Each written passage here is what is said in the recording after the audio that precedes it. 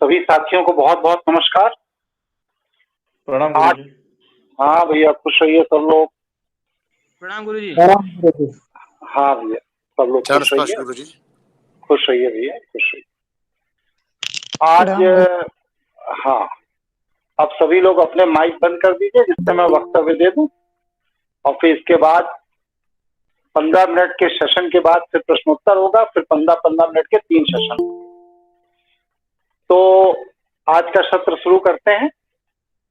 आज के सत्र में जो विशेष विषय मैंने पकड़ा है वो ये रखा है कि भगवान शिव की श्रावण मास में आजकल जो चल रहा है, इसमें हम लोग पूजा अर्चना तो करते हैं, लेकिन ये पूरी की पूरी पूजा अर्चना परंपरागत तरीके से चलती है। और शास्त्रों में भगवान शिव के विषय में बहुत विस्तार से बहुत जगहों पर लिखा हुआ है, लेकिन हम लोगों को उन चीजों की जानकारी नहीं है। इसलिए आज का ये विषय मैंने रखा है, आज का ये सत्र रखा है, और इस पूरे के पूरे सत्र को जो मैंने नाम दिया है वो शिव साम्राज्य दिया है, कि भगवान शिव के साम्राज्य का उदय कैसे हुआ, कैसे विस्तार हुआ, कौन कौन उनके सहयोगी रहे, कौन कौन परिवार के सदस्य रहे, और किस तरह से सृष्टि की व्यवस्था भगवान शिव चलाते हैं। इस पूरे के पूरे विषय पर आज हम लोग चर्चा करेंगे। तो जैसा मैंने आपको पहले बताया था कि भगवान शिव का जो स्वरूप है वो बेलनाकार एक ऊर्जा के रूप में है,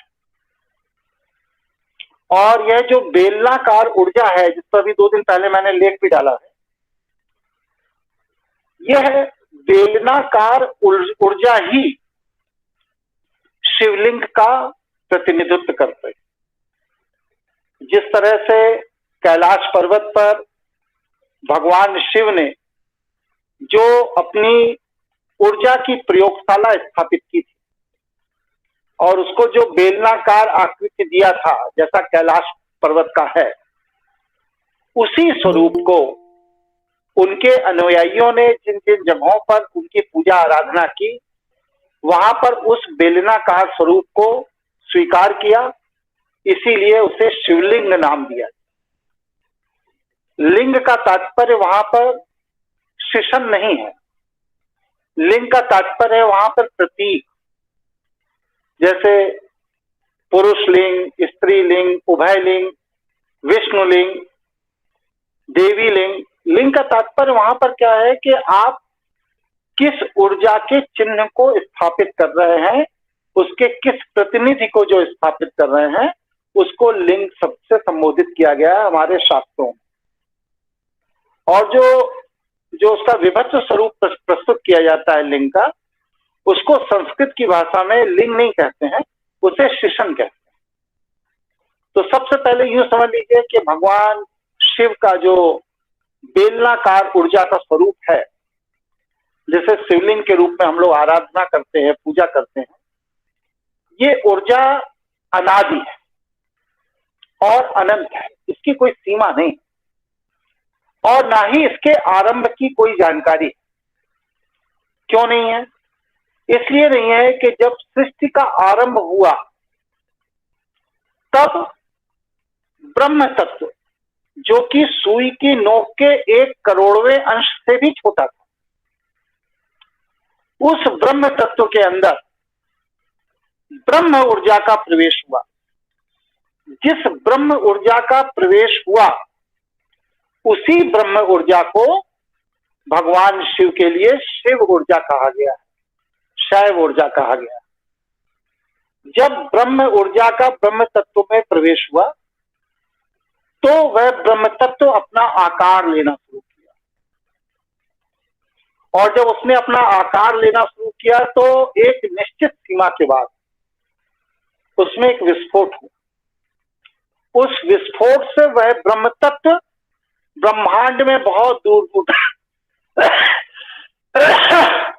दूर तक फैल गए, और वह जो ब्रह्मांड में बहुत दूर दूर तक फैला, उससे समस्त ब्रह्मांड के सभी ग्रहों की, उपग्रहों की, नक्षत्रों की, तारों की, राशि चक्रों की उत्पत्ति हुई है। इसलिए वो जो ब्रह्म तत्व में जो ऊर्जा ने प्रवेश किया, वह ऊर्जा अनादि थी। ब्रह्म तत्व के विस्तार लेने के अरबों साल पहले से सृष्टि में विद्यमान थी। इसीलिए शिव ऊर्जा को, शैव ऊर्जा को जो ब्रह्म तत्व में प्रवेश की, उसे हम लोग अनादि ऊर्जा कहकर चलते हैं। यही अनादि ऊर्जा ब्रह्म तत्व में कंपन पैदा करती है और उस कंपन के कारण ही इस सृष्टि में जो भी कुछ आपको दिखाई देता है, पेड़ है, पौधे हैं, पशु हैं, पक्षी हैं, जीव हैं, जंतु हैं, वनस्पति है, पंच तत्व में जो भी चीजें दिखाई देती हैं, ये सारी चीजें उसी शैव ऊर्जा के कंपन से गतिशील है और सक्रिय है। जिसमें वह ब्रह्म तत्व की ऊर्जा, वह शैव ऊर्जा कंपन करना बंद कर देती है, उसको प्रकृति मृत घोषित कर देती है। और जब मृत घोषित कर देती है तो अन्य तत्व मिलकर, पंच तत्वों में अन्य तत्व मिलकर उसको क्षय की गति प्रदान करने लगते हैं, उसको भौतिक शरीर को उसके नष्ट करने लगते हैं। इवन आप देखिए, मनुष्य भी अगर मर गया और उसका अगर अंत्येष्टि या प्रॉपर तरीके से नहीं किया गया, तो पानी के प्रभाव में, हवा के प्रभाव में और दूसरी चीजों के प्रभाव में धीरे धीरे धीरे धीरे उसका शरीर गलकर जीर्ण होकर खत्म हो जाता है। तो यह जो कंपन है, यह कंपन शिव ऊर्जा से संचालित होता है। यह कंपन ही इस सृष्टि का सार है, इस सृष्टि के संचालन का मूल तत्व है। और यही शिव ऊर्जा जब ब्रह्म तत्व से अलग होती है, ब्रह्मांड में बड़े बड़े जो तारे हैं, उन तारों के अंदर से जब शिव ऊर्जा अलग हो जाती है, तो कहते हैं वो तारा मर गया, तारा विलुप्त हो गया। मतलब वह ब्रह्मांड में ब्रह्म तत्व के मूल स्वरूप में चला गया, जिससे ब्लैक होल का निर्माण होता है। उसका गुरुत्व इतना अधिक होता है कि उसमें प्रकाश भी अगर डाला जाए तो वो रिफ्लेक्ट होकर बाहर नहीं आता। लेकिन ये जो ब्लैक होल है, यही ब्लैक होल एक ब्रह्मांड से दूसरे ब्रह्मांड में, एक लोक से दूसरे लोक में यात्रा करने का माध्यम, ये वो द्वार है जिन द्वारों की मदद से वह एक लोक से दूसरे लोक में यात्रा करते हैं साधक तीर्थ। आगे देखिए, सुनिए, वो यात्रा करते हैं। एक कान में लगाइए बस। तो इस तरह से हम देखते हैं कि जो भी ब्रह्मांड में संचालित हो रहा है, जो भी ग्रह नक्षत्र अपनी जिस गति में जहां भी मूवमेंट कर रहे हैं, जो भी प्रकृति, जीव जंतु, पशु पक्षी, मनुष्य आदि जहां भी जो भी भ्रमण कर रहे हैं या क्रियाशील है, अग्नि, जल, पृथ्वी, वायु, जो भी कुछ है, ये सभी जिस ब्रह्म तत्व के कंपन से संचालित होते हैं, वह कंपन करने वाली जो ऊर्जा है, वही ऊर्जा शिव ऊर्जा है। इसीलिए अब आप कहेंगे कि ये लंबवत उधर्व गर्मी बेलनाकार ही क्यों आप मानते हैं, फ्लैट क्यों नहीं हो सकती है? नहीं हो सकती। क्यों नहीं हो सकती है? क्योंकि ब्रह्म जो इस सृष्टि का संचालक है, जिसने सृष्टि का निर्माण किया है, वह उधर्वगामी है, मतलब ऊपर की ओर यात्रा करता है। वह ब्रह्म तत्व के केंद्र की ओर ले जाता है लोगों को। इसलिए शैव ऊर्जा भी उधर्वगामी है। आप देखिए पानी को छोड़ दीजिए तो पानी ढलान की तरफ बहना शुरू करता है। क्यों ढलान की तरफ बहता है? पानी इसलिए ढलान की तरफ बढ़ता है क्योंकि पूरी पृथ्वी पर गुरुत्व के प्रभाव से समुद्र सामान्य भूमंडल से नीचे है। पूरी दुनिया का पानी समुद्र के अंदर जो स्टोर है वो सामान्य भूमंडल से नीचे है, और पानी जो है वह उसी समुद्र का अंश है। तो अंशी मतलब जिससे निकल के आया उसकी तरफ गति करता है, यह प्रकृति की व्यवस्था है। इसीलिए आप देखिए, आप दिए को जलाते हैं तो दिया की लौ नीचे की तरफ नहीं आती, वो ऊपर की तरफ है। क्यों? क्योंकि वह दिया की जो ऊर्जा है वह सूर्य का प्रतिनिधित्व कर रही है। इसलिए सूर्य कहां चमकता है? हमारे सिर के ऊपर चमकता है। इसलिए दिया सूर्य का प्रतिनिधित्व कर रही है तो वह सूर्य की तरफ बढ़ने का प्रयास कर रही है, क्योंकि वह उसका अंश है। अग्नि और जल समुद्र का प्रतिनिधित्व कर रही है, तो जब भी वो गिरेगा तो वो समुद्र की तरफ बढ़ने का मार्ग ढूंढेगा, मतलब कि नीचे की तरफ, ढलान की तरफ जाने का मार्ग ढूंढेगा।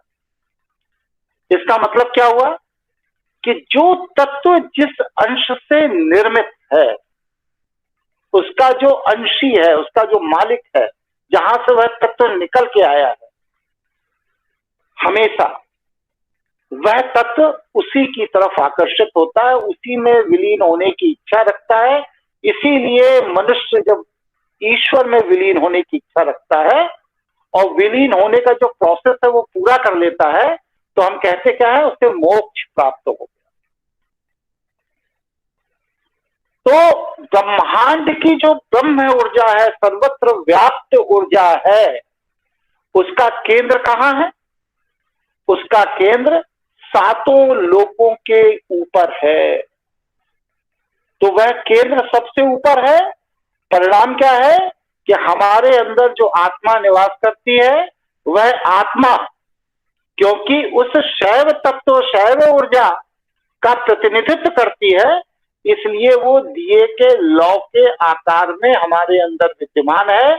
और जब भी व्यक्ति मरता है तो वह ऊपर की तरफ जाती है।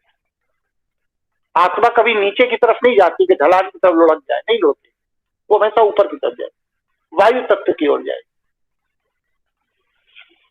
इसी वजह से ऊपर की तरफ जो देव स्थल हैं, तो हमारे अंदर शिव ऊर्जा जो है, जिसकी वजह से यह शरीर कंपन कर रहा है, 5 कर्मेंद्रिया, 5 ज्ञानेंद्रिया, मन बुद्धि चित्त अहंकार, जिसकी ऊर्जा से संचालित है, वह कहां निवास करता है? वह कैलाश पर्वत पे निवास करता है, उच्च स्थान पर निवास करता है।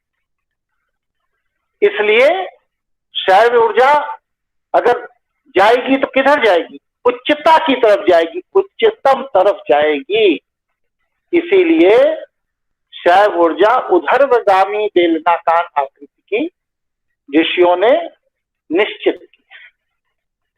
आप देखिए, जितने भी पूरी दुनिया में परमाणु ऊर्जा के केंद्र हैं, वो सब बेलनाकार आकृति के ही बनाए जाते हैं, जैसे शिवलिंग होता है, क्योंकि ऊर्जा का स्वरूप ही वही है।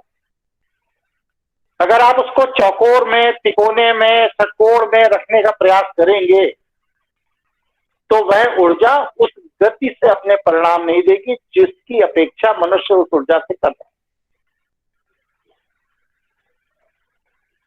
इसलिए शैव ऊर्जा के प्रतिनिधि के तौर पर जो शिवलिंग स्थापित किया जाता है वो ऊर्ध्वगामी बेलनाकार आकृति का होता है। हमारे अंदर जो आत्मा है, जो इस शरीर को संचालित करती है, उस आत्मा का स्वरूप कैसा है? इस अंगूठे की आकृति के बराबर, बस इतना बड़ा स्वरूप। और ये शरीर में निवास कहां करती है? दोनों मस्तिष्क के बीच में जिस जगह आप टीका लगाते हैं, इससे पीछे जिस जगह शिखा रखते हैं, इनके बीचों बीच उसका निवास स्थान। इसीलिए जब व्यक्ति मर जाता है तो व्यक्ति का पूरा शरीर ठंडा हो जाता है। तो प्राचीन काल में उसके शिखा के स्थान पर गाय का घी लगाकर देखा जाता था कि क्या वह घी पिघल रहा है।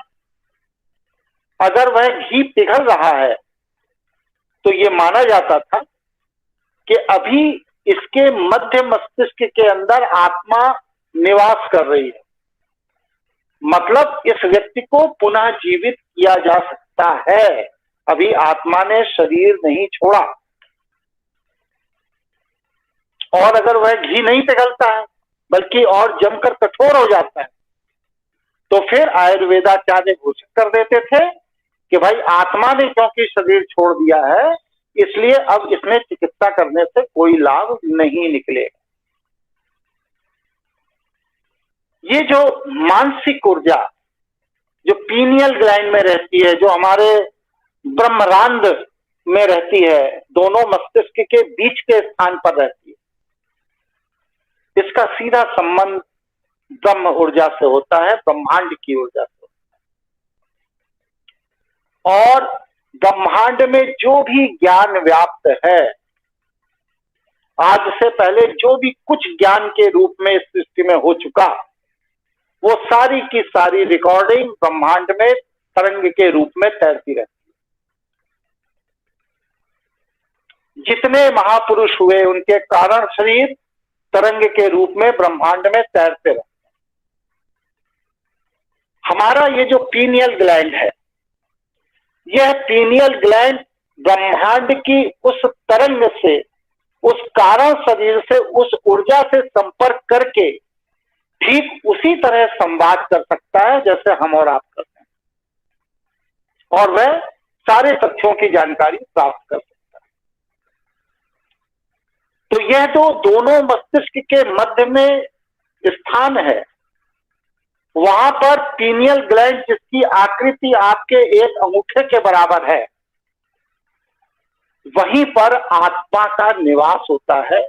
वहीं से पूरे शरीर में 10,000 से अधिक नाड़ियां संचालित होती हैं। वहीं से हार्मोन्स उन नाड़ियों के माध्यम से शरीर के अंदर जाता है, वो किडनी को निर्देश देती है, किडनी अपना काम करती है। हार्ट को निर्देश देती है, हार्ट अपना काम करता है। वह आंतों को, इंटेस्टाइन को निर्देश देती है, इंटेस्टाइन अपना काम करती है। वो लीवर को निर्देश देते हैं, लीवर अपना काम करती है हार्मोन के रूप में। वो पैंक्रियास को निर्देश देती है, वो अपना काम करती है। और जब आत्मा वह हार्मोन बनाना बंद कर देती, तो फिर उस व्यक्ति को इस सृष्टि में कोई नहीं बचा सकता। क्यों नहीं बचा सकता? क्योंकि आत्मा की ऊर्जा मस्तिष्क के कारखाने से हार्मोन बनाकर अगर ऑर्गेन को नहीं दे रही है, तो ऑर्गेन स्वतः जीवित रखने की क्षमता नहीं रखता है। इसीलिए आप देखिए, कोमा में भी जब आदमी चला जाता है तो व्यक्ति का शिखा स्थल जो होता है, ये गर्म होता है।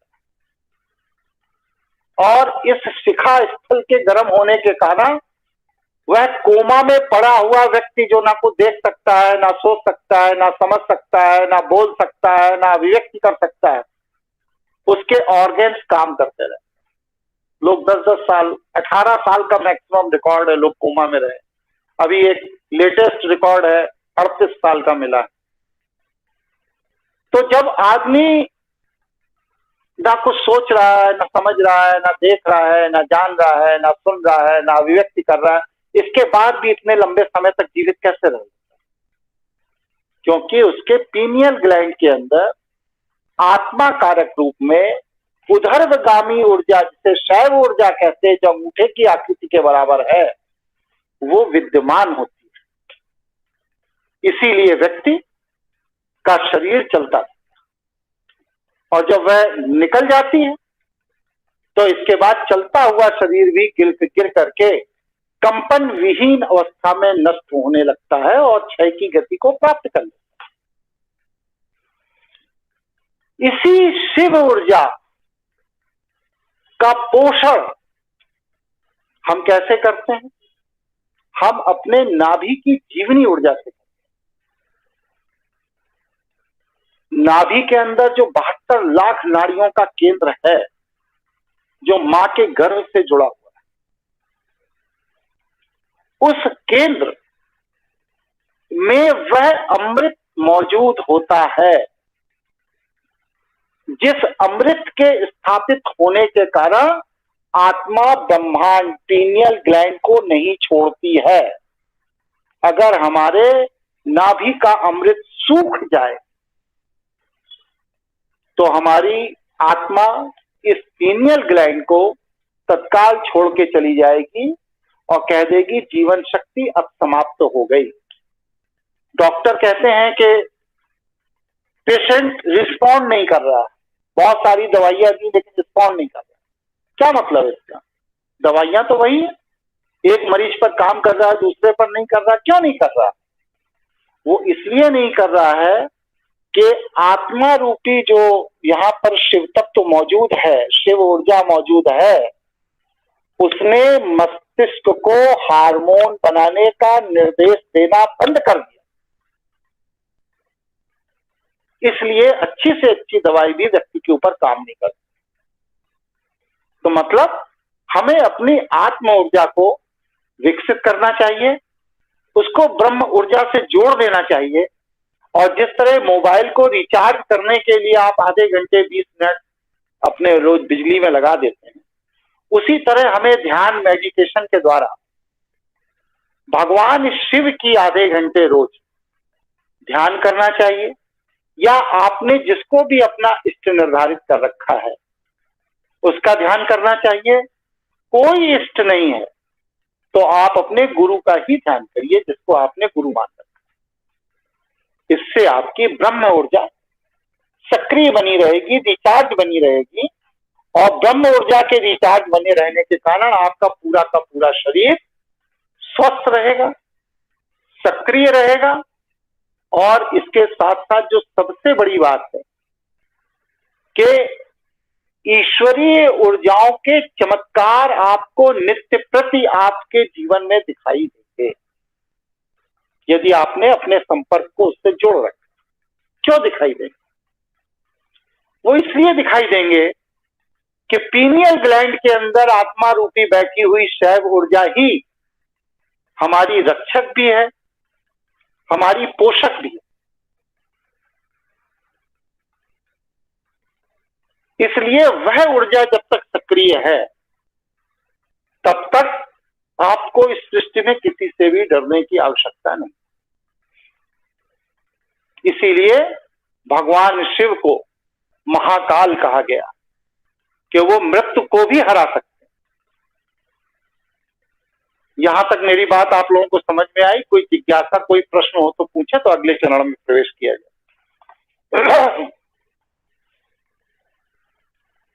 समझ में आई गुरुजी पूरी तरह आपकी बात, धन्यवाद। कोई प्रश्न नहीं है, आगे बढ़ूं? गुरुजी एक सवाल है मेरा, प्रणाम। बताइए। जब हम नाभि के अंदर जैसे रात के समय में घी लगाते हैं तो क्या वो हमारे मस्तिष्क तक पहुंच जाता है या सिर्फ नाभि में रह जाता है? हम जब नाभि के अंदर गाय का घी लगाते हैं, ये नहीं कि कोई भी घी, भैंस का और वो सुअर की चर्बी अरवी लगा के बैठ जाइए, ये नहीं। गाय का घी लगाते हैं तो गाय के घी के अंदर जो स्वर्ण रसायन होता है वो अति सूक्ष्म होता है। एक मन दूध से दही जमाकर जब आप मट्ठा बनाते हैं और उस मट्ठे से जब आप घी बनाते हैं तब उस घी में एक मासा स्वर्ण तत्व होता है। एक मन दूध को प्रोसेस करने के बाद एक मासा स्वर्ण तत्व निकलता है। वह जो स्वर्ण तत्व है उसका 1/100वां हिस्सा भी अगर आपकी नाभि में आप लेप करते हैं तो वह सीधा आपके ब्रह्मांड जहां पर आत्मा का निवास है उसको तरोताजा कर देता है। और वो जब तरोताजा हो जाता है तो वहां से प्रॉपर हार्मोन का संचालन होने लगता है और व्यक्ति के अंदर जीवनी ऊर्जा का विकास। इसलिए गाय का ओरिजिनल घी शुद्ध बिलोरने वाली पद्धति से बनाया गया यदि आप अपने नाभि में लगा रहे हैं तो निश्चित रूप से उसका लाभ मिलता है। वह पूरे शरीर के अंग प्रत्यंग में जो हार्मोन्स की जरूरत है उसको पीनियल ग्लैंड को कमांड दे करके वो हार्मोन बनाकर सारे ऑर्गन को सप्लाई करवा देता है, जिससे व्यक्ति की मेधा शक्ति, जीवनी शक्ति का विकास होता है। और कोई प्रश्न? एक सवाल और है गुरुजी, जो ये कहते हैं कि पैर गरम, पेट नरम और सर ठंडा होना चाहिए। तो जैसे अभी आप बता रहे थे कि जो ऊर्जा होती है उससे हमारे मस्तिष्क की शिका का पोषण गर्म रहता है, तो ये तो फिर विरोधाभास हो गया ना कि सर को ठंडा रखने का। ये थोड़ा एक्सप्लेन कीजिएगा।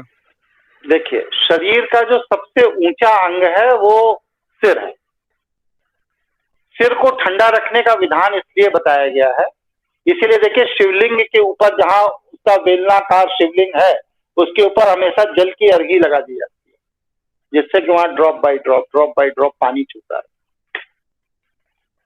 इसी तरह हमारे सिर के ऊपर पहले लोग पगड़ी बांधते थे। वो क्यों बांधते थे? वो इसलिए बांधते थे कि जो ब्रह्म तत्व, ब्रह्म ऊर्जा के रूप में हमारे ब्रह्मांड स्थान पर स्थापित है, अगर उसका टेम्परेचर सामान्य टेम्परेचर से ज्यादा या कम हो गया तो वह जो कमांड देता है ब्रेन को, लेफ्ट और राइट ब्रेन को, जिससे हार्मोन्स बनते और रिलीज होते हैं, वह कमांड देने में उस पीनियल ग्लैंड को असुविधा होती है। इसलिए सिर को ढककर रखना चाहिए, जिससे कि सिर का ऊपर जो ताप पड़ रही वो टेम्परेचर इतनी ज्यादा ना हो जाए कि पीनियल ग्लैंड को काम करने में असुविधा महसूस। ये तो हो गया सिर को ढकने की बात। पेट को नरम रखने की बात जहां तक है, उसके पीछे तात्पर्य यह है कि व्यक्ति को मात्र 70% अपने भोजन में निश्चित रूप से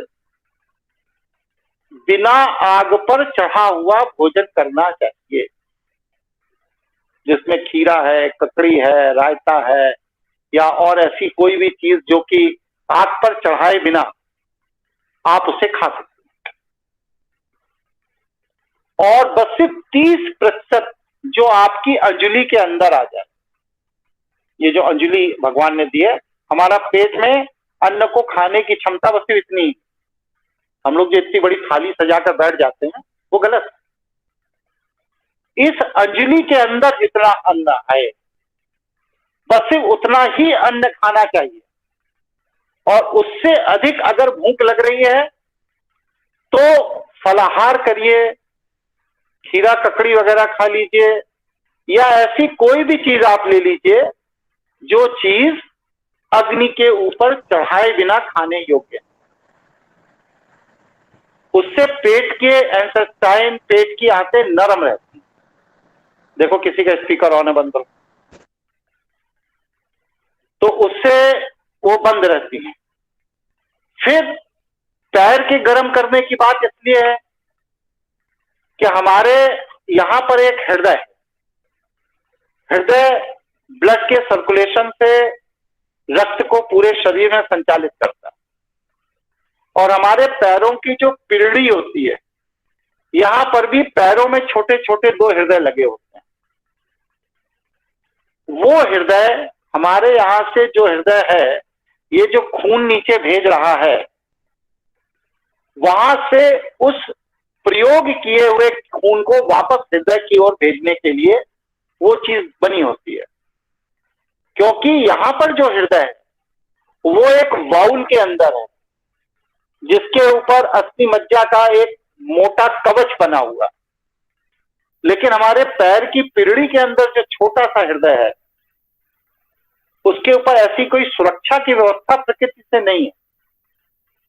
इसलिए अगर हम उस जगह को गर्म नहीं रखेंगे तो उसे वापस ब्लड के सर्कुलेशन को ऊपर भेजने में असुविधा होगी।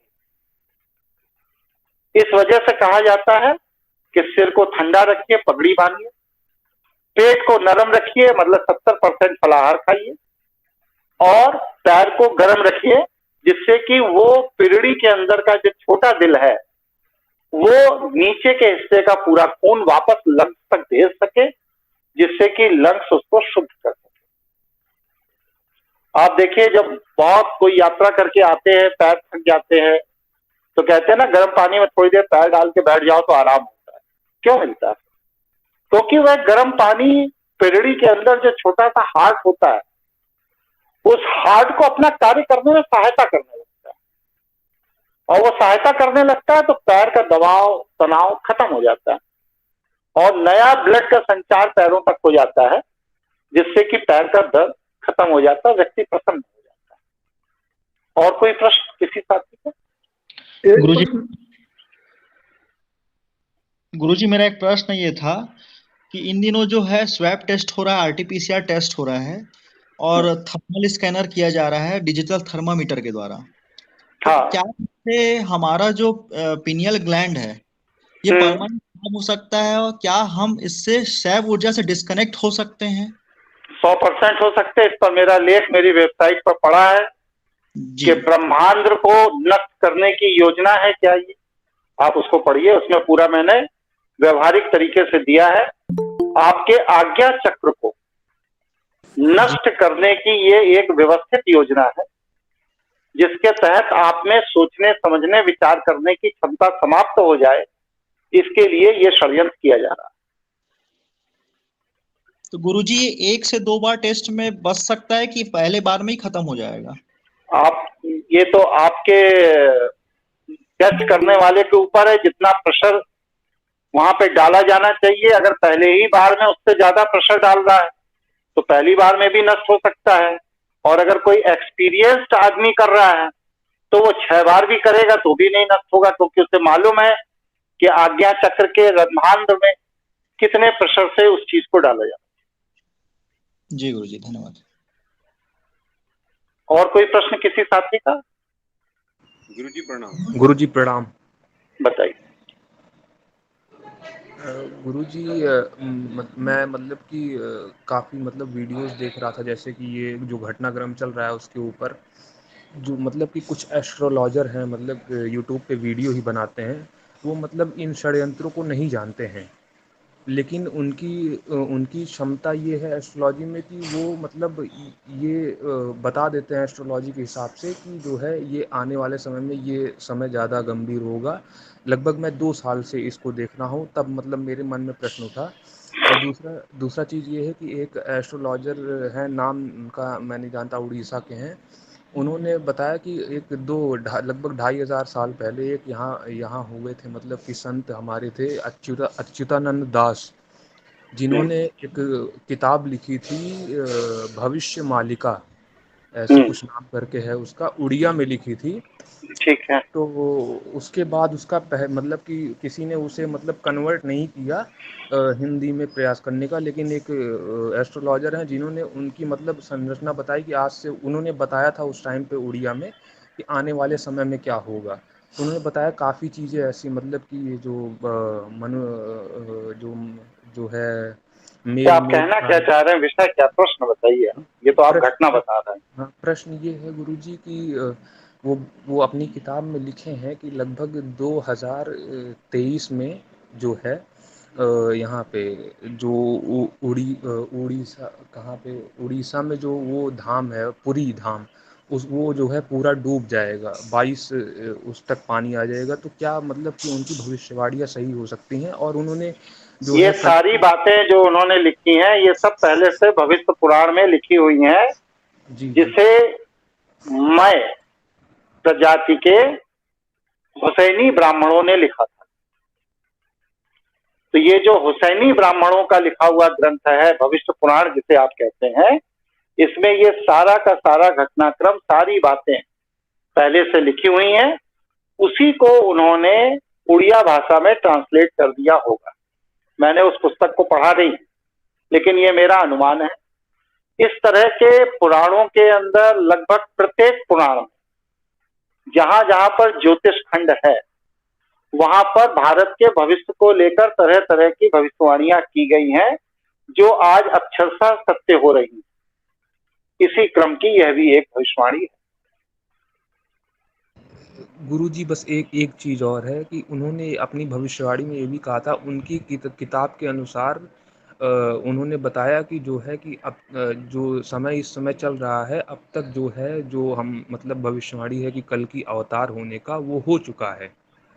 अब इस पर मैं भाई जो है इस पर मेरी अभी कलगी जी से भेंट नहीं हुई है, इसलिए मैं अभी इस पर कोई टिप्पणी नहीं कर पाऊँ। चलिए, और कोई साथी कुछ जानना चाहते हैं?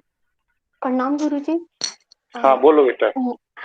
गुरुजी, ये जो फिर मृत्यु के पश्चात जब वो इंसान का दाह संस्कार किया जाता है, तो उसका जो कपाल फोड़ा जाता है, उसका क्या कारण होता है?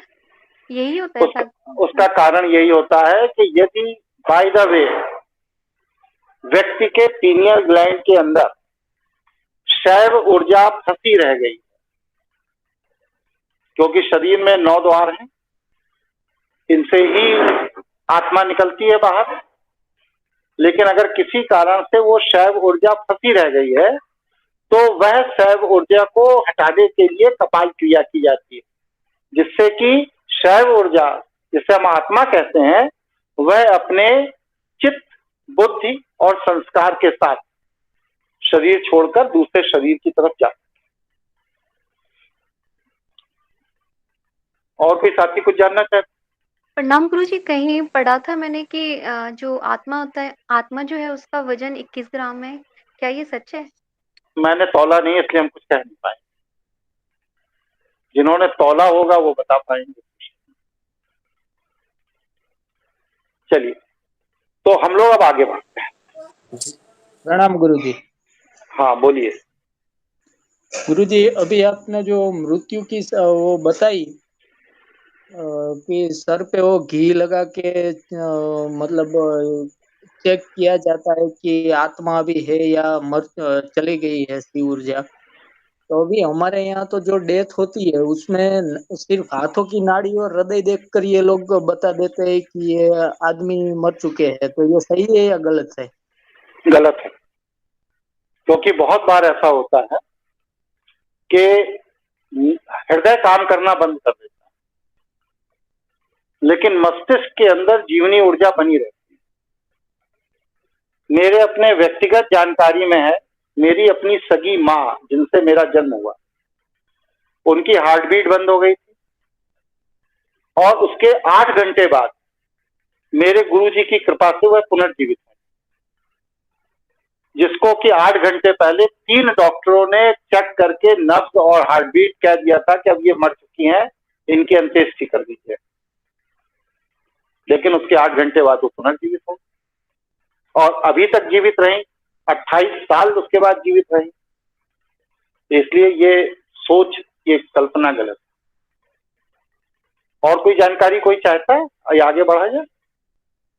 जी प्रणाम गुरु जी। मैं एक चीज जानना चाहता हूँ कि लोग, जैसे हमारे शास्त्रों में लिखा है कि 84 लाख योनि है, तो क्या मनुष्य सच में मरने के बाद कभी गाय, भैंस, घोड़ा भी बनता है क्या? बिल्कुल बनता। वह जिस योनि का विचार करते हुए शरीर को छोड़ता है, अगले जन्म में उसी योनि को प्राप्त करता है। इसीलिए व्यक्ति को कुछ, हाँ बोलिए। जैसे कि मान लीजिए कि इस बार किसी ने अपना मतलब मरने के टाइम में कोई चीज की कल्पना किया तो वो बन जाता है, फिर उसके बाद वो फिर मनुष्य जन्म में ही आता है कि फिर वो दूसरा योनि नहीं, में चला जाता है। जब तक वह पुनः मरते वक्त मनुष्य योनि की कल्पना नहीं करेगा, तब तक वह 84 लाख योनि में भ्रमण करता रहेगा। तो उसका जहां रस होगा वहां भ्रमण करेगा। ठीक है, उससे बचने का उपाय क्या है? अब सब आज ही सीख लोगे। आगे अभी भगवान शिव पे चर्चा चल रही, वो छोड़ करके तुमको मोक्ष का ज्ञान देना शुरू कर दूं क्या? नहीं नहीं, तो पहले जो क्रम चल रहा है उसको सुन लीजिए।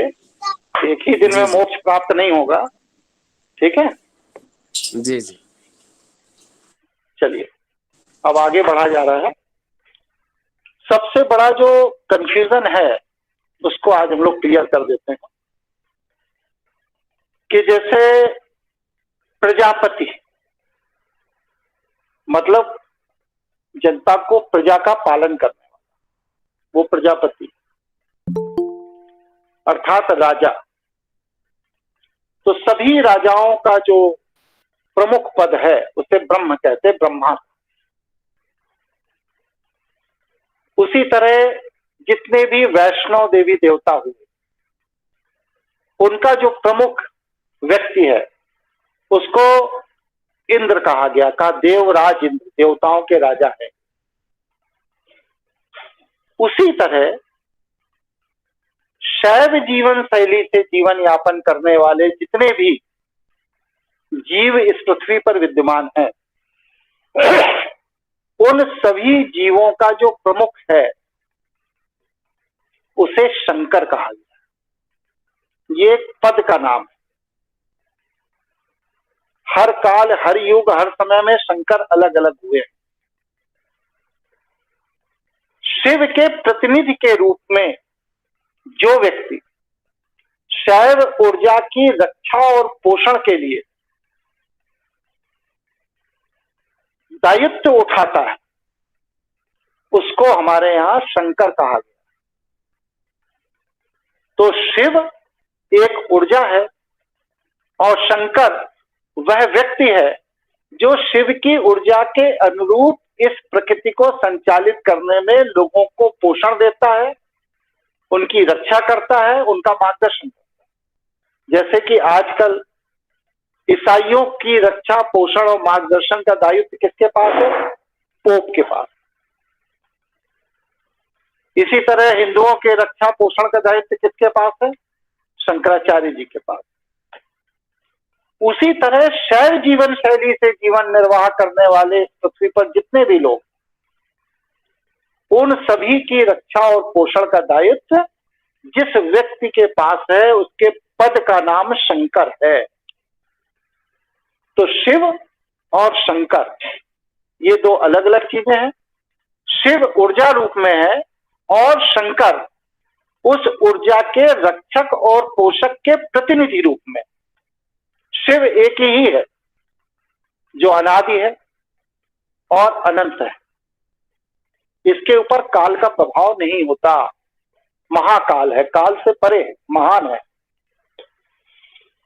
लेकिन शंकर जो शैव जीवन शैली का पोषक है, यह युग युग में बदलता रहता है।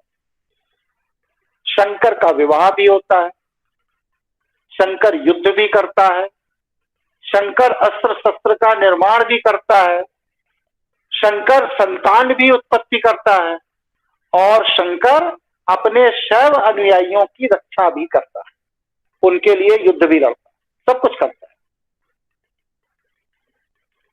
तो शिव और शंकर के अंतर को आप समझ लीजिए। यहां तक बात समझ में आ गई? जी गुरुजी। जी। तो हर युग में शंकर अलग अलग हुए हैं, अनेकों शंकर। इन शंकरों को अगर इनके नाम आप लेते हैं तो शंकर के अवतार के रूप में इनको गिना जाता है। अवतार माने कौन कौन व्यक्ति अभी तक शंकर के पद पर कार्य कर चुका है। तो इसमें वीरभद्र जो कि बाद वाले शंकर के, जो कि उनके पहले वाले शंकर के गण भी, जिसने राजा दक्ष का सिर काट दिया। शंकर के निर्देश पर। पिपलाद ऋषि, नंदी, भैरव, महेश, अश्वत्थामा, शरभ अवतार, ग्रहपति, दुर्वासा, वृषभ, यतिनाथ, अवधूत, भिक्षुवीर, सुरेश्वर, करात, सुनट, नर्तक, ब्रह्मचारी, यक्ष आदि न जाने कितने शंकर अनादिकाल से होते चले आए, जो शैव ऊर्जा का पोषण करते आए। इसीलिए हमारे यहाँ शिव पुराण में इन सबको शिव का अवतार कहा गया, शिव के प्रतिनिधि करने वाला व्यक्ति जो शरीर रूप में विद्यमान। इसलिए शंकर पद है, जैसे इंद्र एक पद है, उसमें अनेकों देवताओं के राजा हुए। जैसे पोप एक पद है, हर न जाने कितने पोप अभी तक हो चुके। जैसे शंकराचार्य एक पद है, न जाने कितने शंकराचार्य अभी तक हो चुके। जैसे कालिदास एक पद है, न जाने कितने कालिदास अभी तक हो चुके। जैसे चरक एक पद है, न जाने कितने चरक हो चुके। भृगु एक पद है, न जाने कितने भृगु ऋषि हो चुके। उसी तरह शंकर एक पद नाम है जो शैव संस्कृति का पोषक। और यह जो शंकर है, ये हर शंकर अलग अलग विधा का जानकार। कोई शंकर तंत्र का जानकार, तो कोई कला का जानकार है, तो कोई वनस्पति का जानकार है, तो कोई आयुर्वेद का जानकार है। और इस सृष्टि में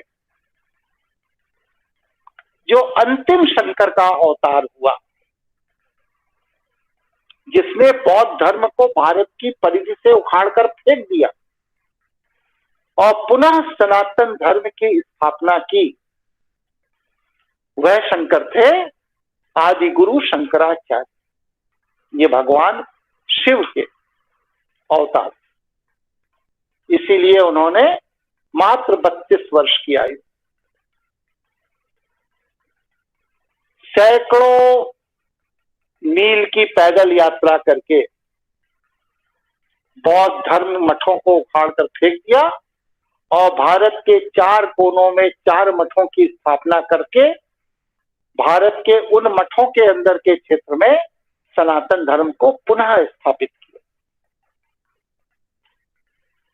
सभी शंकरों ने शैवों की रक्षा के लिए देश, काल, परिस्थिति और शत्रु की प्रवृत्ति के अनुरूप अलग अलग निर्णय लिए।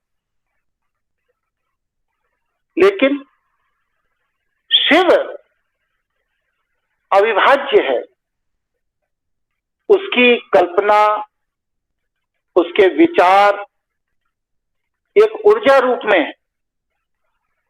शैव लोग बस सिर्फ उसका अनुपालन कर सकते हैं, और जो शिव की ऊर्जा का प्रतिनिधित्व कर रहा है शंकर, वह भी मात्र उनकी ऊर्जा का प्रतिनिधित्व करता है।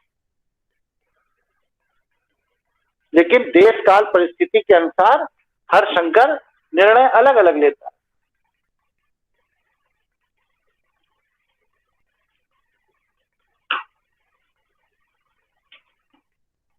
एक मिनट, मेरे इसमें कुछ आपको मैं चर्चा के साथ साथ सॉफ्टवेयर भी दिखाना चाह रहा था।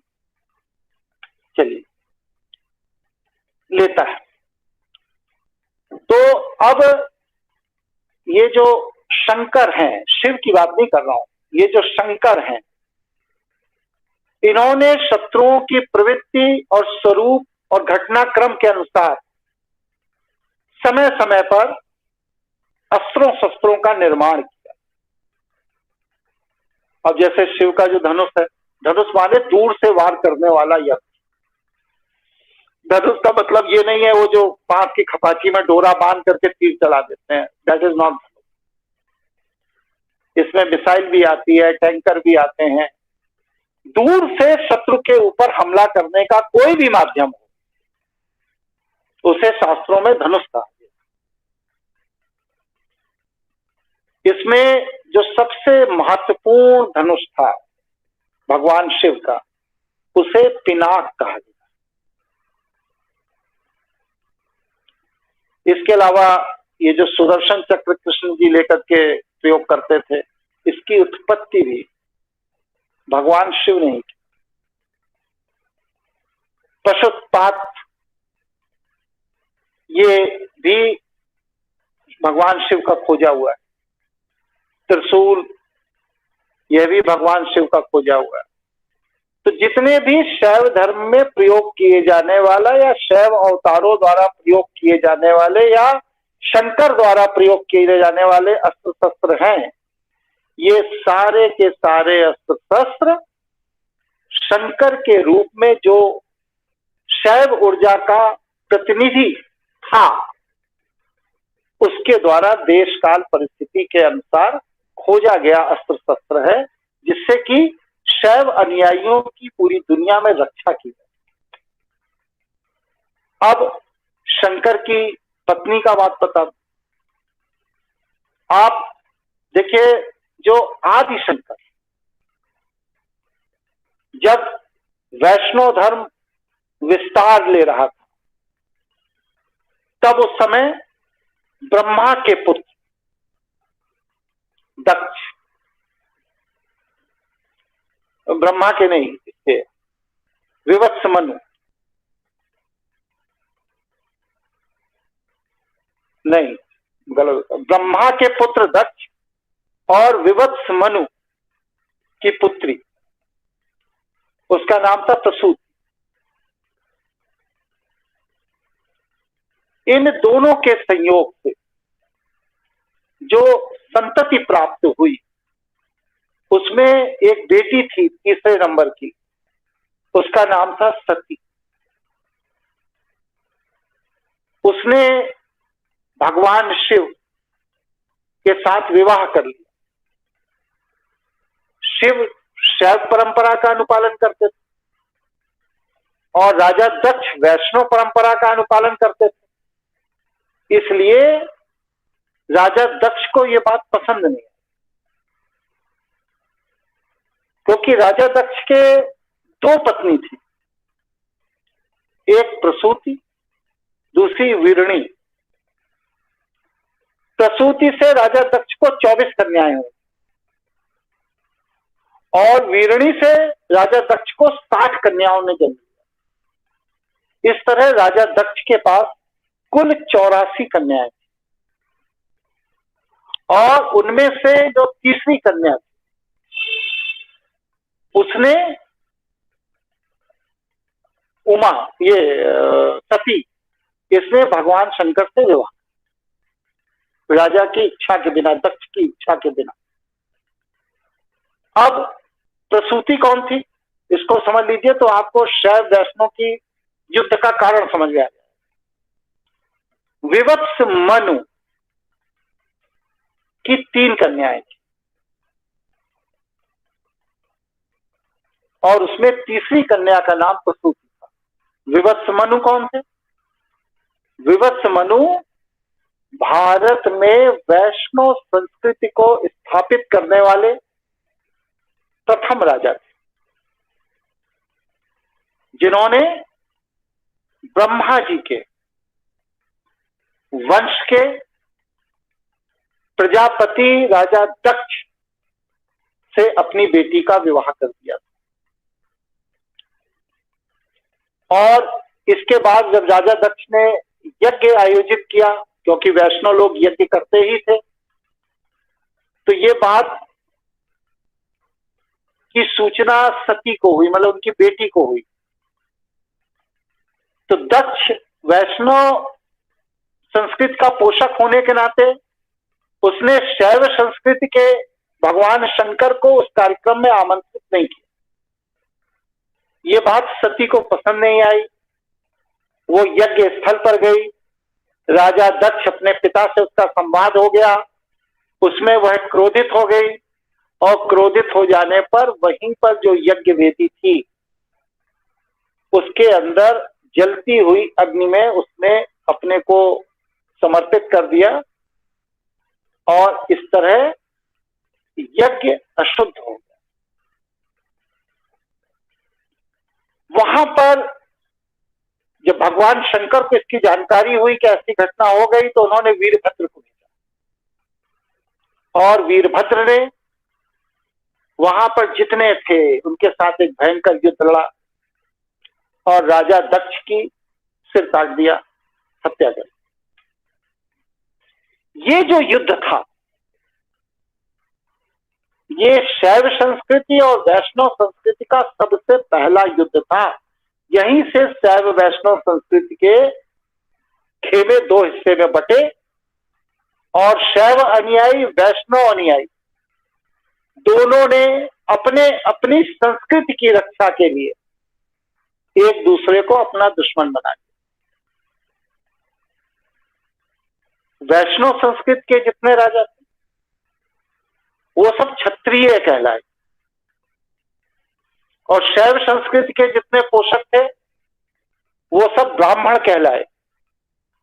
इसीलिए ब्राह्मण वर्सेस क्षत्रिय युद्ध काफी लंबे समय तक चलता रहा। शास्त्र तो ये भी बताते हैं कि परशुराम जी ने 21 बार इस पृथ्वी को क्षत्रिय राजाओं से मुक्त कर दिया था भगवान शिव के निर्देश पर। और जब उनका शारीरिक सामर्थ्य कमजोर हो गया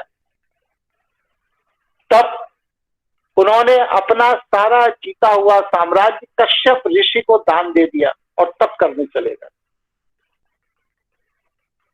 क्योंकि कश्यप ऋषि शैव संत थे,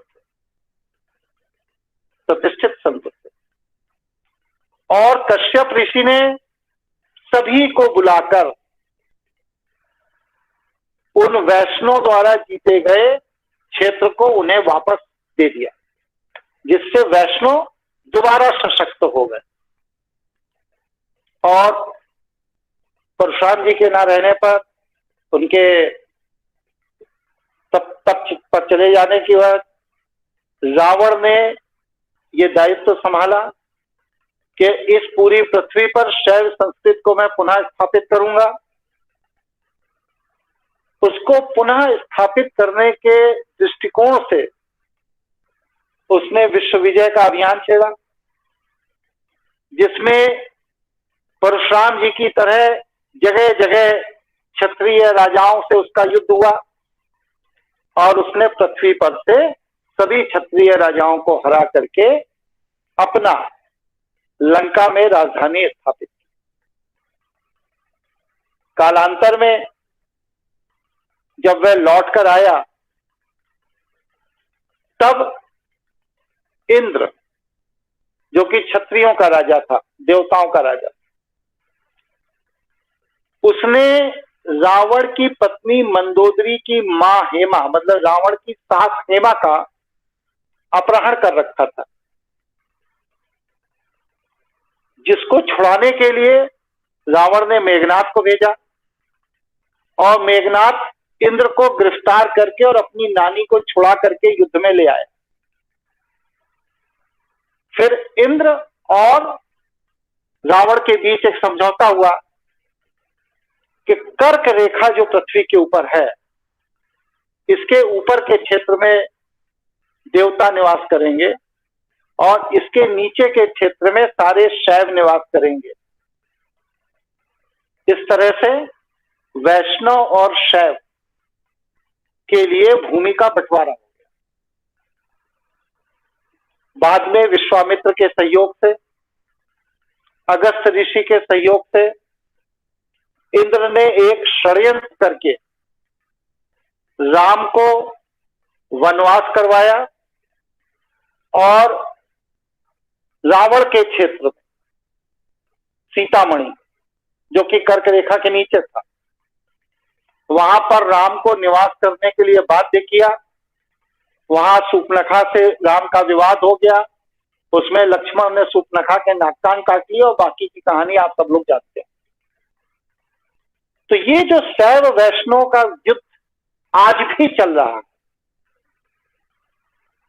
आप देखिए, पंचांग उठाइए, उसमें कोई भी त्योहार रहता है तो उसमें लिखा रहता है ये त्योहार जन सामान्य के लिए, मतलब शैवों के लिए, और उसके अगले दिन वही त्योहार वैष्णव लोगों के लिए। तो जो सनातन धर्म का मूल है, तीज, त्योहार, उपासना, उसमें भी आज भी पंचांग में प्रतीक रूप में एक दिन वैष्णव का अलग होता है, एक दिन शैवों का। ये युद्ध आज भी चल रहा है, बौद्धिक युद्ध है, जिसकी अज्ञानता के कारण लोग शैवों के भी देवताओं की पूजा कर लेते हैं, वैष्णव की भी कर लेते हैं, शाक्त भी कर लेते हैं। अब तो लोग मजार पे भी जाके पूजा कराते हैं। कुछ तो हमारे ऐसे जानने वाले हैं जो संडे को जीसस क्राइस्ट की भी पूजा कर लेते हैं। लेकिन ये जो संस्कृति का पूरा युद्ध है, इसमें देवताओं को रिप्रेजेंट करने वाला जो शासक है वो इंद्र है, और शैव उपासकों को रिप्रेजेंट करने वाला जो शासक है वो शंकर। इसीलिए प्राचीन काल में जब वैष्णव और ब्रह्म संस्कृत के लोगों ने भारत में अपनी वैष्णव और ब्रह्म संस्कृत के प्रचार के लिए हाथ पैर फैलाने शुरू किए, तब भगवान शिव ने, कहा जाता ब्रह्मा का 5वां सर काट दिया। 5वां सर काट देने का जो प्रतीक है वो क्या है कि उन्होंने भारत में ब्रह्मा को घुसने नहीं दिया। वो पुष्कर तक घुस पाए, राजस्थान तक घुस पाए, इसके आगे उनको आने ही नहीं दिया। इसके बाद ब्रह्मा का जब 5वां सर काट दिया गया, ब्रह्मा को युद्ध में हराकर भगा दिया गया अफगानिस्तान, सरस्वती नदी के तट पर, तब वैष्णव लोगों ने कहा कि हम कूटनीति से ही युद्ध जीत सकते हैं, साक्षात युद्ध नहीं जीत सकते। तब उन्होंने गांव-गांव गुरुकुल खोलने शुरू किए और शैवों को वैष्णव परंपरा का अनुपालन करने के लिए प्रलोभन देना शुरू किया, जैसे आजकल ईसाई धर्मांतरण कराने के लिए प्रलोभन देते हैं। और इसका जो सबसे बड़ा केंद्र था वो यही लखनऊ से 80 किलोमीटर दूर एक स्थान है, नैमिषारण्य। वो इसका मेन हब था, जहां पर 88,000 ऋषि रहा करते थे और उनका काम बस सिर्फ एक था कि पूरे भारत में घूम घूम के शैवों को वैष्णव में कन्वर्जन करो। ये संघर्ष सदियों तक चलता रहा, हजारों युद्ध हुए। तो यहां तक आपको विषय समझ में आ गया हो तो 9 बज गए हैं। अगर आप कहें तो मैं आगे इस इतिहास को बढ़ाता जाऊं, यदि समय सीमा हो तो फिर कभी देखा जाएगा आगे का। गुरुजी पढ़ाइए। मेरा एक प्रश्न है, अगर आपकी अनुमति हो। बताइए। आपने कहा कि अश्वत्थामा भी शंकर के पद पर रह चुके हैं, वो उनके ही वो अश्वत्थामा अलग है, महाभारत वाले अश्वत्थामा अलग। अच्छा, जी जी जी जी, क्षमा करें जी। लेकिन विषय कंटिन्यू रखे गुरुजी। हाँ, और बताइए, और क्या जानना चाहते हैं? गुरुजी इस विषय को आगे बढ़ाइए। अच्छा, चलिए। तो ये शैव वैष्णव का पहला युद्ध, जो शंकर की पत्नी सती, जो राजा दक्ष की बेटी थी, उनके कारण हुआ। फिर उसी सती के शरीर के जो अंश थे, उस युद्ध में पूरे अफगानिस्तान, पाकिस्तान, बांग्लादेश वर्तमान का, श्रीलंका सहित पूरे देश के लोगों से जो युद्ध हुआ, तो उसमें वो शरीर के अंग जगह जगह बट गए उस युद्ध में। इसी से शक्ति पीठों की स्थापना। देवी पुराण ये बतलाता है कि भारत में देवी सती के अंगों से 51 शक्तिपीठ का निर्माण हुआ, जबकि श्रीमद् भागवत बताता है कि 108, क्योंकि श्रीमद् भागवत वैष्णव परंपरा का ग्रंथ है और वैष्णव परंपरा में 108 को बहुत महत्वपूर्ण संख्या माना जाता है। इसीलिए देखिए इनके यहाँ आज भी सामान्य संत 108 नंबर के होते हैं और विशेष संत 1008 नंबर के होते हैं। 108 क्यों? इसलिए कि हमारे पास 27 नक्षत्र और हर नक्षत्र के 4 चरण होते हैं। तो 27 नक्षत्रों के 4 चरणों में कोई भी ग्रह कहीं भी गोचर कर रहा होता है तो उन ग्रहों की नकारात्मक ऊर्जा से बचने के लिए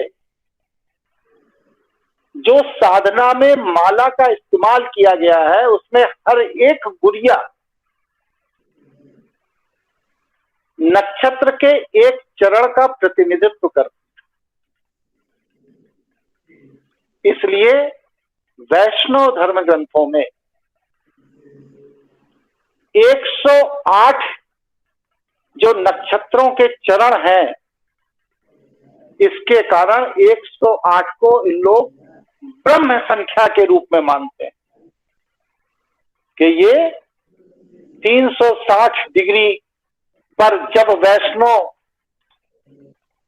विचारधारा और संप्रदाय के लोग बढ़ते चले जाएंगे तब हमारा शासन होगा। तो ये इस तरह से मानते हैं। रहने दीजिए, अभी हम कर ले मानते हैं। तो ये जो 108 नंबर है ये नक्षत्रों के 4 चरणों को आप मल्टीप्लाई जब 36 से कर देते हैं तो उस स्थिति में 108 की संख्या आती है। तो ये इस बात का प्रतीक है कि मैं पूरे 360 डिग्री का जो ब्रह्मांड है इसमें एक दिन वैष्णव संस्कृति की स्थापना करके रहूंगा, ये मेरा संकल्प है। इसके लिए वो लोग 108 की संख्या को विशेष महत्व देते हैं, जैसे मुसलमान लोग 786 नंबर को विशेष महत्व देते हैं, इसी तरह वैष्णव लोग 108 नंबर को विशेष मानते हैं। देवी गीता जो देवी पुराण का अंश है उसमें 72 शक्तिपीठों का वर्णन है, लेकिन भौतिक रूप से देखा जाए इस समय जो वर्तमान शक्तिपीठ हैं, जिनमें कुछ पाकिस्तान में है, कुछ बांग्लादेश में है, कुछ श्रीलंका में है, कुछ भारत में है, ये कुल मिलाकर के 51 शक्तिपीठ ही है। और विदेशों में जो शक्तिपीठ है वहां पर उन शक्तिपीठों का ठीक से पोषण नहीं हो रहा है, इसलिए वो एक तरह से चिंता का विषय है। अब आदि शंकर और सती की कहानी पूर्ण हो गई। अब इसके बाद उन शंकर के उपरांत जब उस पद पर दूसरे शंकर स्थापित हुए तो उनका विवाह हुआ पार्वती। ये पार्वती कौन है? ये हिमराज, हिमालय के राजा जो उनका नाम हिमवान था, उनकी पत्नी का नाम था मैनावती। इन दोनों के संयोग से उत्पन्न हुई पुत्री पार्वती। और ये पार्वती के 3 संतानें हुई, भगवान गणेश, कार्तिकेय और एक पुत्री भी हुई उनको जिसका नाम था वनलता। इसी तरह इनकी जो तीसरी पत्नी थी तीसरे शंकर की, ये हर शंकर की एक ही एक पत्नी हो रही है, ऐसा नहीं है कि एक शंकर ने 3 पत्नी रखी, ऐसा नहीं। फिर उसके बाद काफी सारे शंकरों की कोई पत्नी नहीं रही, फिर शंकर हुए, फिर उनकी पत्नी हुई। तो जो तीसरी पत्नी थी उनका नाम था उमा। वो उत्तराखंड के चमोली जिले में एक जगह कर्णप्रयाग, आप बद्रीनाथ जाएंगे तो रास्ते में पड़ेगा, कर्णप्रयाग के निकट एक डिमरी प्रजाति का छोटा सा कस्बा है, उसी कस्बे में उनका जन्म हुआ और विवाह के उपरांत भगवान शंकर के साथ वो उमा नगरी, जिसे आप अब अनंतनाग क्षेत्र कहते हैं कश्मीर का, उस अनंतनाग क्षेत्र में वो जाकर निवास कर रहे। इसके बाद चौथी पत्नी हुई शंकर की, काली। ये कलकत्ता के कांगड़ा में जन्मी और परागपुर एक जगह है हिमालय में, वहां जाकर के इन्होंने निवास किया। अलग अलग शंकर के अलग अलग पुत्र पुत्रियों का वर्णन शास्त्रों में मिलता है, इसलिए ये कहना बड़ा कठिन है कि कौन से शंकर का कौन सा पुत्र था कौन नहीं था, क्योंकि सभी का नाम शंकर ही है। पदनाम से ही लोगों का नाम घोषित हो जाता है। इसलिए अभी जो प्राप्त साहित्य है मेरे पास, हमारे शोध संस्थान में, उस प्राप्त साहित्य में शंकर के 8 पुत्रों का वर्णन मैंने खोज पाया। गणेश, कार्तिकेय, सुकेश, जलंधर, अयप्पा, खुजा, अंधक और घूमा, इन 8 पुत्रों का वर्णन मैं खोज पाया। इसके बाद एक जो सबसे बड़ी अच्छी बात है वो ये है कि वनलता, जो शंकर पार्वती की बेटी थी, वो बहुत बड़ी तांत्रिक थी और उसका जो तंत्र की प्रक्रिया थी वो किस चीज से चलती थी? अशोक के वृक्ष के पुष्प। ये 2 तरह के पुष्प होते हैं, एक सफेद एक लाल। सौम्य क्रियाओं में सफेद फूल का इस्तेमाल होता है और घातक क्रियाओं में लाल फूल का इस्तेमाल होता है। तो ये बेटी जो थी, ये अशोक के पुष्प से तंत्र करने की विशेषज्ञ, इसीलिए कालांतर में इसका जो नाम पड़ा वनलता से, वो अशोक सुंदरी हो गया। और यह जो 2 प्रकार के तंत्र, सौम्य तंत्र और उग्र तंत्र में ये मास्टर थी, प्रयोग किया करती थी, इस वजह से इसके विवाह का वर्णन साहित्य में नहीं मिलता, लेकिन सर्वश्रेष्ठ तांत्रिक होने का वर्णन साहित्य में जरूर मिलता है। शिव के गण अलग अलग काल में अलग अलग लोग रहे हैं, शंकर अलग अलग रहे हैं, तो उनकी रक्षा, उनकी सेवा के लिए टीम भी अलग अलग रही है। लेकिन कौन सा गण किस शंकर के साथ था, ये कहीं भी स्पष्ट रूप से वर्णित नहीं।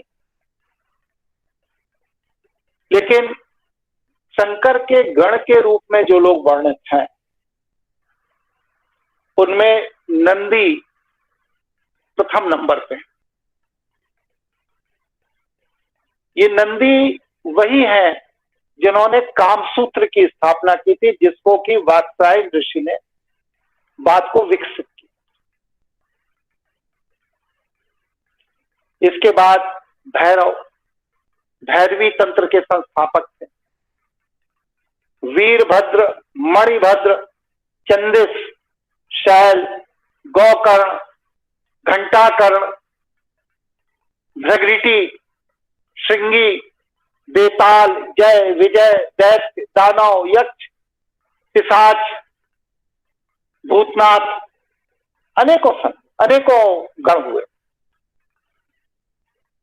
लेकिन कौन सा गण किस शंकर के साथ था, इसका वर्णन स्पष्ट रूप से कहीं भी साहित्य में नहीं मिलता।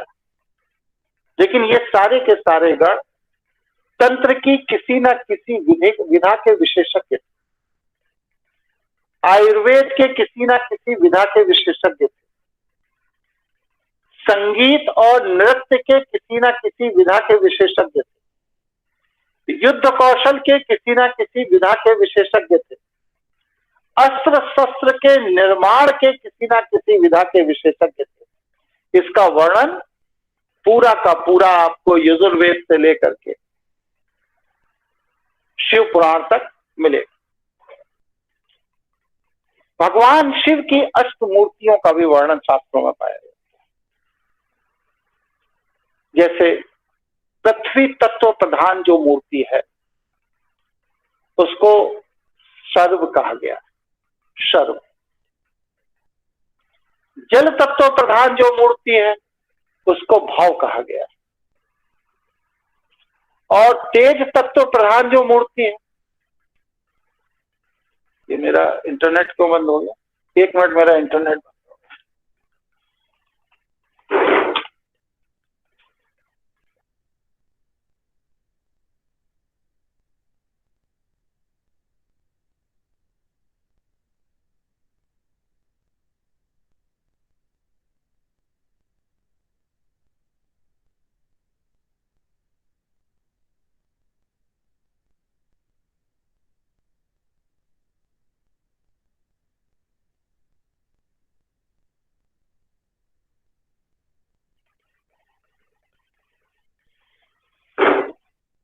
उनको रुद्र कहा गया।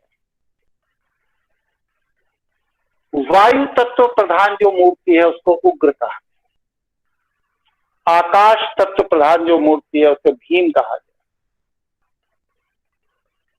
अग्नि मूर्ति, अग्नि तत्व के प्रधानता के साथ जो विकसित हुई उसे पशुपति कहा।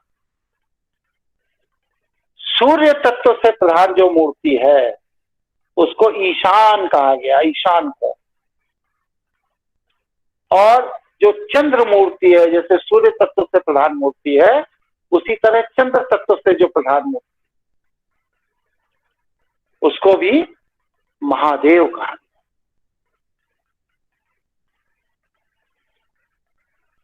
भगवान शिव के सहस्त्र नाम हैं, हजारों। अलग अलग भक्तों ने उन्हें अलग अलग नामों से पुकारा, लेकिन तंत्र में जिस तरह के भगवान शिव के स्वरूप का वर्णन किया गया है उसमें रुद्र स्वरूप जो है वो दुखों का निर्माता और नाशक है, मतलब आपके कर्म के फल का परिणाम देने वाला और उनसे मुक्त करने वाला है। इसीलिए रुद्र का अभिषेक किया जाता है, रुद्राभिषेक श्रावण मास में किया जाता है। वर्ष में एक बार जो व्यक्ति श्रावण मास में रुद्राभिषेक नहीं कर सकता वह व्यक्ति साल भर किए गए अपने पापों को अगले साल तक भोगता रहता है।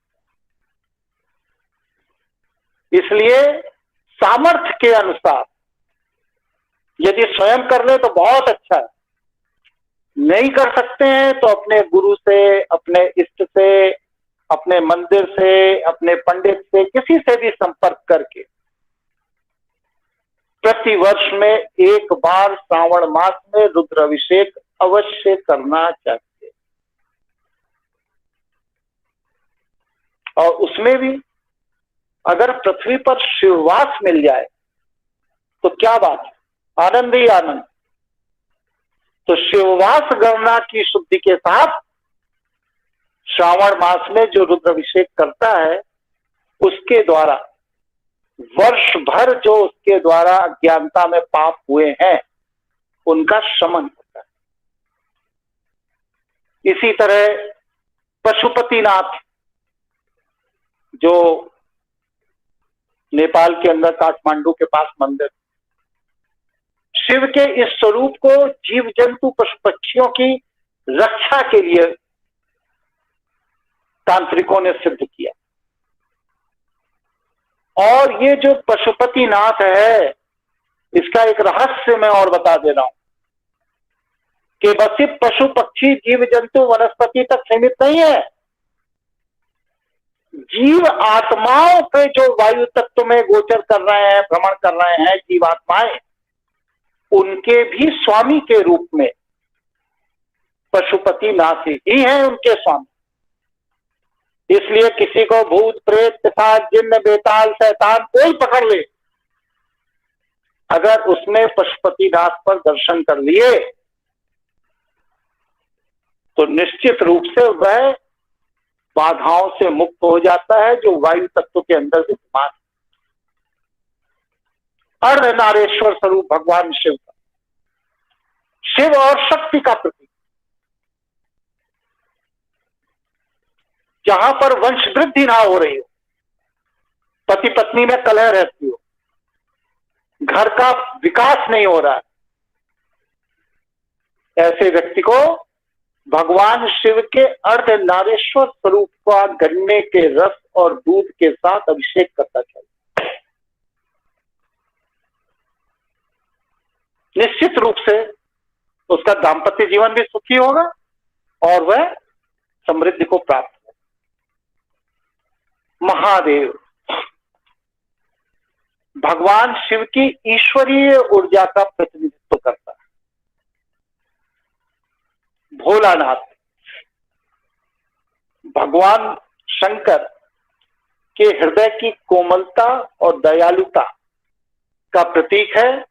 जब व्यक्ति शैव तपस्या करता है, शिव की तपस्या करता है, तो उस समय भोलानाथ स्वरूप का ही स्थापना करके तपस्या आरंभ करनी चाहिए।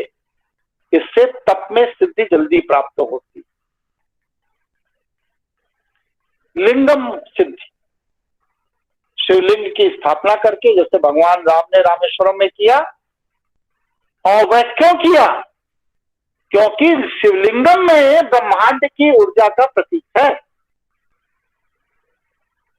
शिवलिंग की स्थापना किए बिना राम भी ये नहीं जानते थे कि मैं समुद्र के ऊपर से पुल बनाकर लंका कैसे जा पाऊंगा। वहां पर भी उन्हें अपने ब्रह्मांड की ऊर्जा को जागृत करने के लिए, अग्निवार छोड़ने के लिए शिवलिंग की स्थापना करनी पड़ी। और उस स्थापना में करने में सबसे बड़ी बात जो थी वो क्या थी कि वो स्थापना करने के लिए उसी व्यक्ति के आगे जाकर आग्रह करना पड़ा जिसके विरुद्ध वह युद्ध करने जा रहे थे। वो था रावण। और रावण का भी चरित्र देखिए कि वह ये जानता था कि 300 राजाओं की सेना लेकर के राम मेरी हत्या के लिए आ रहे हैं। लेकिन रावण के पिता के बड़े भाई जामवंत जब रावण के पास इस अनुष्ठान की सफलता के लिए पूजन करवाने का प्रस्ताव लेकर गए तो रावण ने कहा कि मैं ब्राह्मण हूं, शैव ऊर्जा का प्रतिनिधित्व कर रहा हूं और शिव के शिवलिंग की स्थापना का सवाल है, तो मैं स्वयं चल करके भगवान शिव के शिवलिंग की स्थापना कराऊंगा। और वह स्थापना अकेले नहीं हो सकती शादीशुदा व्यक्ति द्वारा। तो वहां पर रावण अपहरण की हुई माता सीता को पुष्पक विमान से अपने साथ लाया। राम के साथ बैठकर रावण ने अनुष्ठान करवाया और सीता और राम दोनों ने अनुष्ठान किया। और इसके बाद राजनैतिक रूप से अपहरण की हुई सीता को रावण फिर पुनः लेकर लंका चला गया। सिद्धांत की बात देखिए कि राम चाहते तो वहां रावण अकेला था, पुरोहित देश में था, अस्त्र शस्त्र धारण नहीं किए थे और 300 राजाओं की सेना राम के पास थी। वो चाहता तो वहीं पर रावण की हत्या करके सीता को ले सकता, लेकिन राम ने ऐसा नहीं किया। सिद्धांत की बात, क्योंकि आप किस प्रयोजन से आए हैं? आप शिवलिंग की स्थापना के लिए मेरे पास आए, जो मैं अकेले नहीं कर सकता क्योंकि मैं शादीशुदा हूं। इसलिए आप मेरी पत्नी को लाए हैं जिसके लिए युद्ध होने जा रहा है। इसलिए पूजा अनुष्ठान तक ही सीता वहां रही, शिवलिंग की स्थापना हुई और सीता रावण के साथ वापस लंका चली। और इसी शिवलिंग पर भगवान श्री राम ने 3 दिन तक अपने मन को एकाग्र करके जितनी भी मस्तिष्क के दूसरे हिस्सों की ऊर्जा थी उसको ला करके मिड ब्रेन में स्थापित किया, पीनियल ग्लैंड पर, और ब्रह्मांड की ऊर्जा से उन्होंने कहा कि सागर या तो तू स्थान दे और नहीं तो मैं एक तीर से तुझे सुखा दूंगा। क्योंकि परमाणु बम की ऊर्जा से अधिक ऊर्जा आपके मस्तिष्क के पीनियल ग्लैंड के अंदर जो शैव ऊर्जा है, ब्रह्म ऊर्जा है, उसमें होती है। जो आत्मा की ऊर्जा है उसमें होती है। ये परमाणु ऊर्जा से कई गुना अधिक ताकत है। और एक तीर समुद्र के पानी को सुखाने के लिए पर्याप्त। 21,000 डिग्री सेंटीग्रेड का टेम्परेचर इस पीनियल ग्लैंड से ताजा किया जाता और -21,000 डिग्री सेंटीग्रेड का ठंडक भी इसी पीनियल ग्लैंड से पैदा की जाती। आपको एकाग्र करने की जरूरत है। इसके लिए हिमालय में बहुत से बौद्ध संत हैं, दर्जनों को तो मैं जानता हूं, जो बस सिर्फ भभूत लगाकर बैठे और कोई वस्त्र नहीं, कोई कंबल नहीं, कोई चादर नहीं, कुछ नहीं। आए दिन फेसबुक पर आता रहता है कि -18 डिग्री, -20 डिग्री में वो बर्फ के पानी को खोदकर वहां से बाल्टी में पानी निकालकर स्नान कर रहे हैं, जैसे गर्मी के दिन में हम लोग करते हैं। तो ये क्या है? ये ब्रह्मांड की शैव ऊर्जा को उन्होंने अपने मिड ब्रेन में स्थापित कर रखा है। हम लोग करेंगे तो ठंड से मर जाएंगे। देखिए इंटरनेट फिर चला गया, स्लो होगा। आप लोगों को मेरी आवाज आ रही है? इंटरनेट में कोई प्रॉब्लम तो नहीं आ रही? जी जी आ रही है गुरुजी, आ रही है, आ रही है। तो ये इस तरह से होता है। नटराज नृत्य के देवता,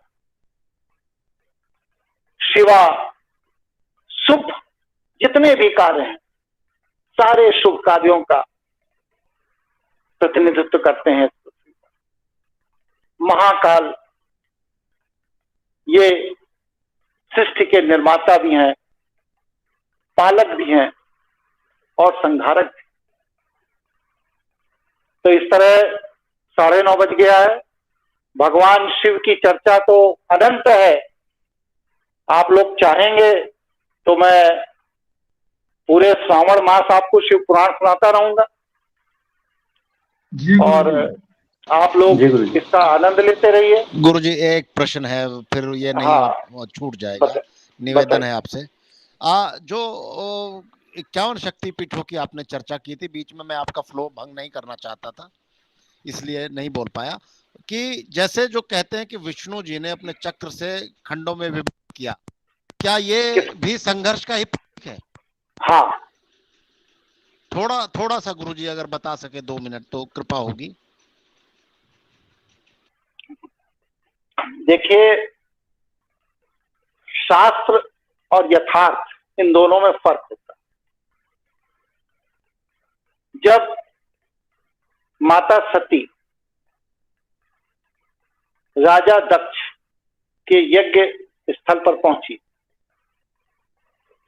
तो उन्होंने आपत्ति की कि मेरे पति भगवान शंकर को आपने क्यों नहीं बुलाया, जबकि 84 में से बाकी और 83 कन्याओं के पतियों को बुलाया है। तो राजा दक्ष ने कहा क्योंकि वो शैव है और हम वैष्णव हैं, इसलिए मैंने उनको नहीं बुलाया।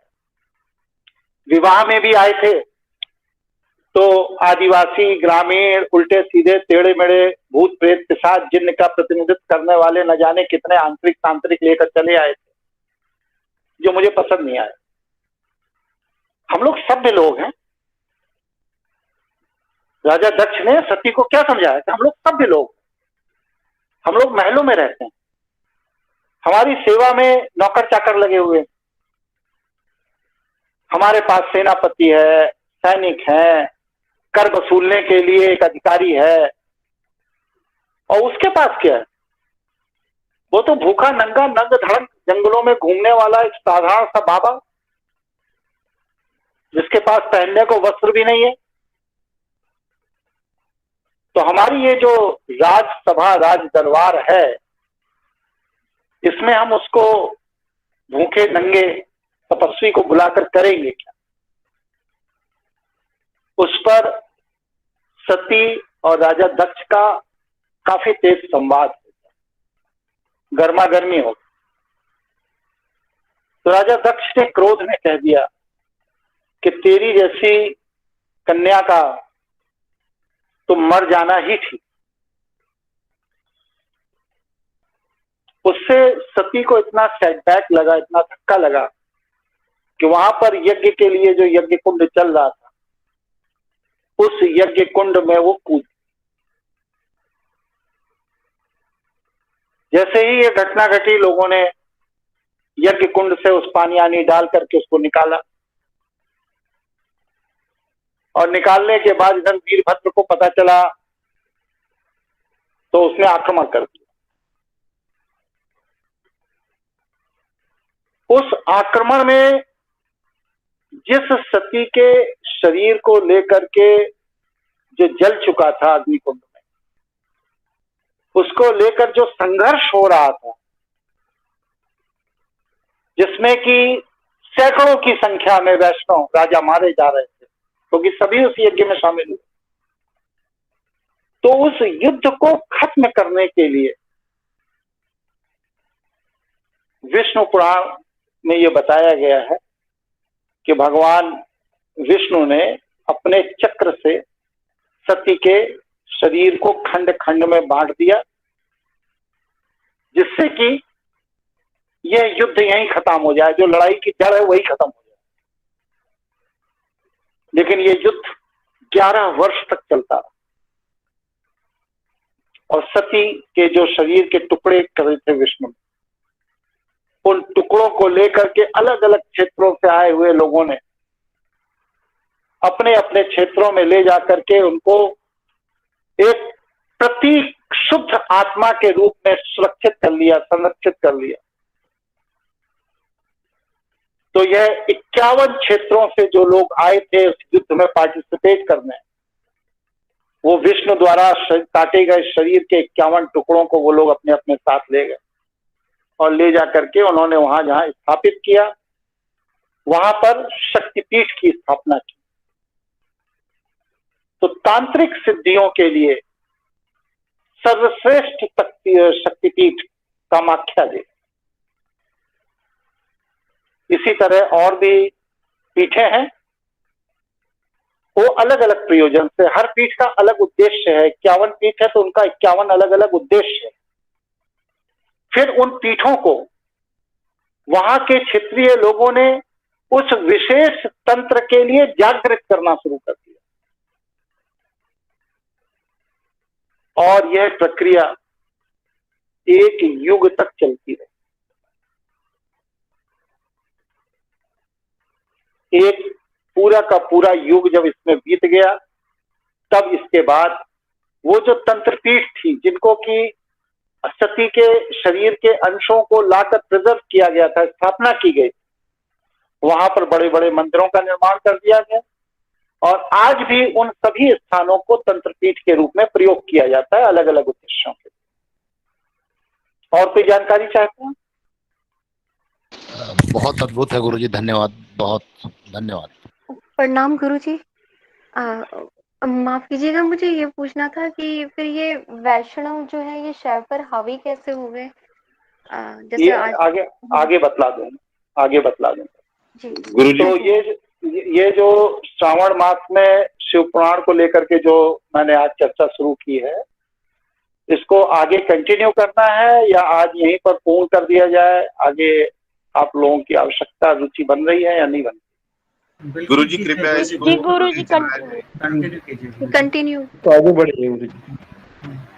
चलिए, तो हम लोग ऐसा करेंगे कि हफ्ते में 2 दिन शिव पुराण पे या शैव जीवन पद्धति पर चर्चा कर लिया करेंगे। आज है मंगलवार, अब हम लोग कल छोड़ करके परसों फिर से शिव पुराण पर शैव जीवन पद्धति पर चर्चा करेंगे। लेकिन एक मेरा अनुरोध है कि अगर शिव के प्रति आस्था है, भक्ति है, तो आप सभी लोग इस वर्ष मेरे कहने से रुद्र अभिषेक अवश्य करें। इस समय कोरोना काल भी 1 वर्ष से चल रहा है, जीवाणु हमला किया जा रहा है। भगवान शिव ही हैं जो जीवाणु हमले को रोक सकते हैं। महाभारत युद्ध के बाद जब द्वारिका पर जीवाणु हमला हुआ, जिससे कि मानसिक रूप से विक्षिप्त होकर के यदुवंशी आपस में ही लड़कर मर गए, और उधर भगवान कृष्ण उस युद्ध के बाद वैकुंठ लोक चले गए, तब उस द्वारिका क्षेत्र में कोई भी व्यक्ति इतना सामर्थ्यवान नहीं था जो बौद्धिक रूप से उस जैविक हमले को से अपने आप को बचा। तब कैलाश पर्वत से शंकर को बुलाया गया और भगवान शंकर ने वहां पर जो अनुष्ठान किया, उस अनुष्ठान के प्रभाव से वह जैविक हमला, जिसमें मनुष्य मानसिक रूप से विकृत हो जाता था, वो जैविक हमला शांत हुआ और आज भारत की सबसे समृद्ध राज्य के रूप में गुजरात को जाना जाता है। तो इसलिए आप लोग भी समृद्धि के लिए, जीवन रक्षा के लिए, अपने विकास के लिए, अपने परिवार के स्वास्थ्य के लिए भगवान शिव का रुद्र अभिषेक अवश्य करिए। अपने घर पर करिए, नहीं कर पाए तो पास पड़ोस के मंदिर में करिए, मंदिर में भी नहीं कर पाए तो अपने गुरु आचार्य जिसको आप मानते हैं उसके यहाँ करिए, नहीं कहीं कर पाते तो हमारे यहाँ सनातन ज्ञानपीठ में नित्य रुद्र अभिषेक चलता है 30 दिन। आप यहाँ पर अपना कोई दिन बुक करा के कर लीजिए, लेकिन करिए सब, अगर भगवान शिव की कृपा आप लोगों को प्राप्त हो। गुरुजी प्रणाम। भैया नमस्कार। गुरुजी प्रणाम गुरुजी। चरण स्पर्श गुरुजी। बोलिए। गुरुजी किशोर बात कर रहा हूँ पंजाब से। मैं प्रदोष व्रत रखता हूँ गुरुजी, तो ये श्रावण मास में प्रदोष काल में शिवधाम जाकर यदि वो हो जाए। बहुत सुंदर, बहुत सुंदर, बहुत सुंदर जी। बिल्कुल जी, बिल्कुल ठीक है। सभी साथियों को नमस्कार। आप लोगों ने 2.25 घंटे मेरी बात को सुना, और अब हम लोग बृहस्पतिवार की शाम को फिर भगवान शिव पर चर्चा करें। तब तक के लिए सभी साथियों को नमस्कार।